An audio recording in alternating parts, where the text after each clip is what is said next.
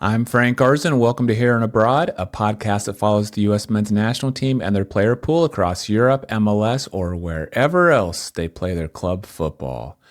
On today's show, we're going to break down the USMNT roster that was just released for the upcoming Nations League Finals.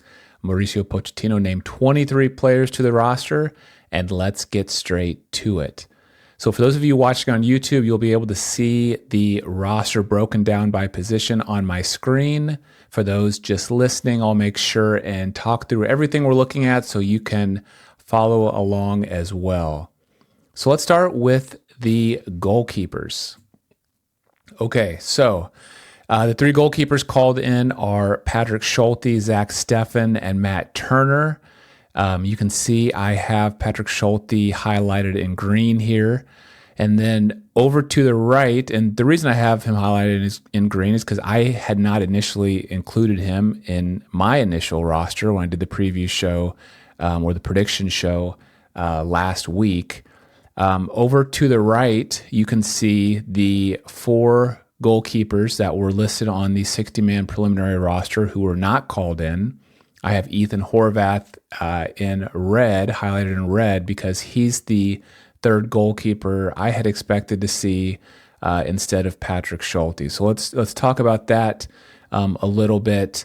It's not a huge surprise to me that he brought in Patrick Schulte over Ethan Horvath. I simply thought that he wouldn't bring in a third goalkeeper who was playing in MLS just because MLS is not stopping for the international break. And I thought he might say, hey, look, this third goalkeeper, there's no way they're going to play. I'm just going to leave them with their MLS club so they can just get minutes there. That's better for them than coming in and being the third string goalkeeper. So I thought maybe they'd bring in Ethan Horvath since he's getting first team minutes at his club now. But he didn't. He went with Patrick Schulte. So I don't think it's a huge surprise. And I think you can kind of see a clear pecking order starting to be established with goalkeepers. Matt Turner, obviously the number one, and then Patrick Schulte and Zach Steffen behind him. They seem to be the guys getting called in consistently to camps under Pochettino. Diego Cochin was called in to a camp as well. Matt Freese was called into January camp. I'm not sure if Drake Calendar's been called in yet. He's had some injury issues. But I think more and more we're seeing, Matt Turner, Zach Steffen, Patrick Schulte as maybe his three guys, at least for the time being, when it comes to the goalkeepers. Don't really have an idea who he sees as second string and third string goalkeeper between Patrick Schulte and Zach Steffen. I would imagine that competition is pretty close. And we probably won't know because Matt Turner will probably start, both of these matches in the Concacaf Nations League Finals. So unless he gets hurt, it's maybe going to be hard to get a peek at who he really sees as his number two right now. So again, Patrick Schulte, Zach Steffen, Matt Turner, the three goalkeepers called in. Ethan Horvath, Drake Calendar, Matt Freese, Diego Cochin, the goalkeepers left off. Okay, so let's go to defenders now. There were 8 defenders called in.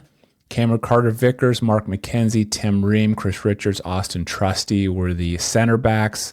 Marlon Fossey, Anthony Robinson, Joe Scally were the outside backs. You can see there was I think I have 9 here. 9 defenders that were not called in. Noah Kai Banks, George Campbell, Jackson Reagan, Miles Robinson, Walker Zimmerman, John Tolkien, Nathan Harriel, Shaq Moore, and DeJuan Jones. So you can see here, I had 2 defenders. He called in 2 defenders that I had not predicted, that I have highlighted in green on my worksheet here, Cameron Carter-Vickers and Marlon Fossey. And then the person highlighted in red is John Tolkien, who I thought he might call in, but John Tolkien's injured, hasn't came back from injured, and so that was a bad call for me in the prediction show to think that he was going to come in. Makes very much sense that he did not get called into this camp because he was injured. The other reason I anticipated 7 total defenders being called in. 4 center backs and 3 fullbacks. He called in 8, so that's why there's 2 in green. And so what do we have to say here? I mean, I don't know if there's anything too shocking here. Maybe that Marlon Fossey got called in again, although I'm happy about this. He got called in to the I believe it was the September or October friendlies, where before Pochettino, the two friendlies they played against New Zealand, and I forget who else before Pochettino officially came on. I remember Marlon Fossey getting a start in one of those games and looking pretty good. I think he did get called into one of Pochettino's camps afterwards, but had to leave the camp due to injury.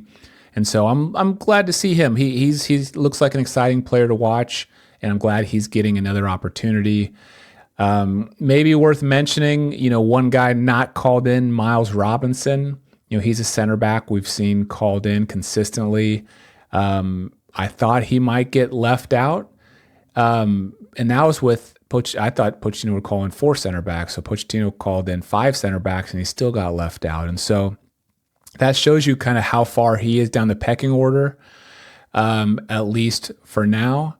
But one other thing to point out is that, Pochettino in the press conference today that he did after the roster was announced, one of the things he continued to kind of say again and again was he talks about having to bring in players that they haven't seen to get a feel for what they are like, to connect with them.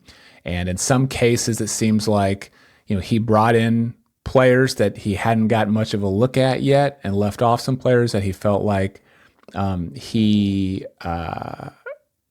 had already spent a lot of time with. Brendan Aronson being one of those that we'll talk about in a little bit. But perhaps he wanted to bring in Cameron Carter-Vickers. I know he knows Cameron Carter-Vickers from their time together at Tottenham, but maybe he wanted to bring him in to his first, USMNT camp. Not Cameron Carter-Vickers' first USMNT camp, but the first one that they'd be there together, so that he could kind of see him, with the team. And he just spent a lot of time with Miles Robinson at January camp. And so perhaps he made the decision that way, and it's not necessarily the truth that Miles Robinson is actually like 6th-string center back right now. But we'll see. Okay, let's move on to midfielders. He named 6 midfielders: Tyler Adams, Johnny Cardoso, Diego Luna, Weston McKennie, Gio Reyna, Tanner Tessman. And you can see Diego Luna is one that he brought in that I had not predicted. So I think that's notable. And then 2 I predicted he'd bring in that he did not are Brendan Aronson and Gianluca Busio. And there's a long list of other midfielders here that did not get brought in. Besides Aronson and Busio, I'll go ahead and just name them real quick. Paxton Aronson, Max Arfston, Caden Clark, Ben Kramaski, Luca De La Torre, Maximilian Dietz, Mika Nelly, Jack McGlynn, Jordi Mihalovic, Matko Miljevic, Aiden Morris, Timothy Tillman, Indiana Vasilev. So, I mean, of that list, I do think Brendan Aronson and Gianluca Busio are the most notable. I think the very first question in the press conference was about Brendan Aronson being left off and why he was left off. And Pochettino basically said that, he can only call in 23 players. He wanted to bring in players like, a Gio Reyna that he hadn't seen in camp yet to kind of connect with them, get a feel for them. He mentioned specifically how he wouldn't be able to see Reyna again for quite a while, because most likely he won't be able to be called into the June camps because he'll be obligated to stay with Dortmund for the Club World Cup. I mean, who knows, what will happen in the summer transfer window. But for now, he's not anticipating being able to call Reyna in for the June friendlies or the June Gold Cup. So that could be, and he mentioned how, he's seen Brendan Aronson plenty, and just felt like at this time, due to the 23-man limit, Aronson was one that just didn't have a place this time.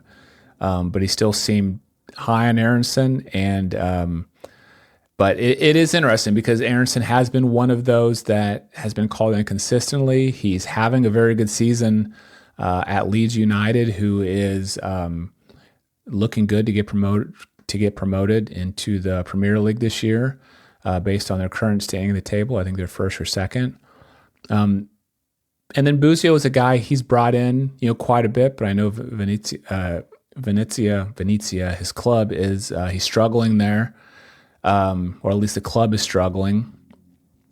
And so I guess it's not a huge surprise he wasn't brought in.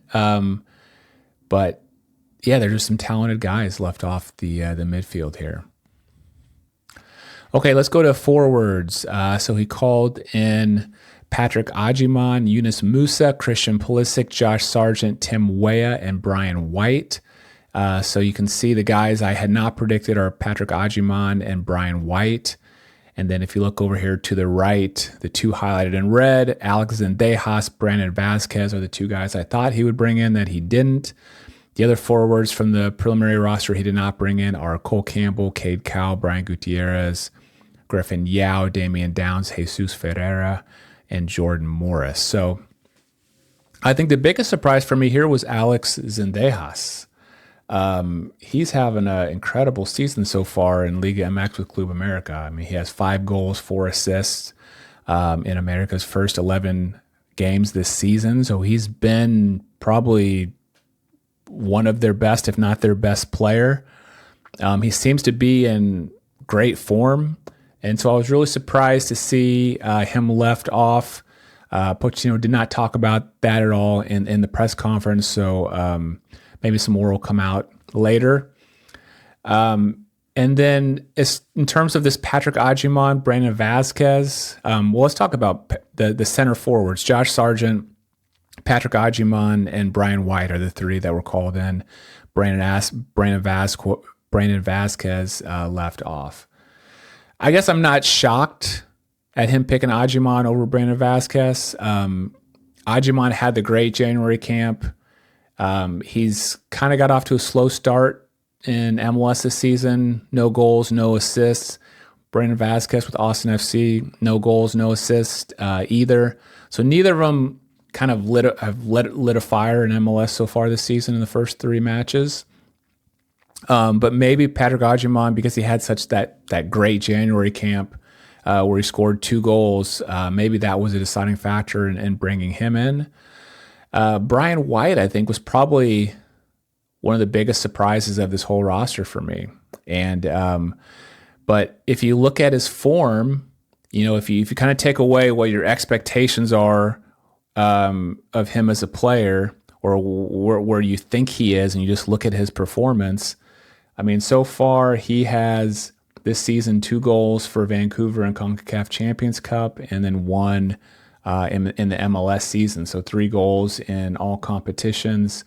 He did also score a goal against Costa Rica in the January friendly, so he had a good January camp.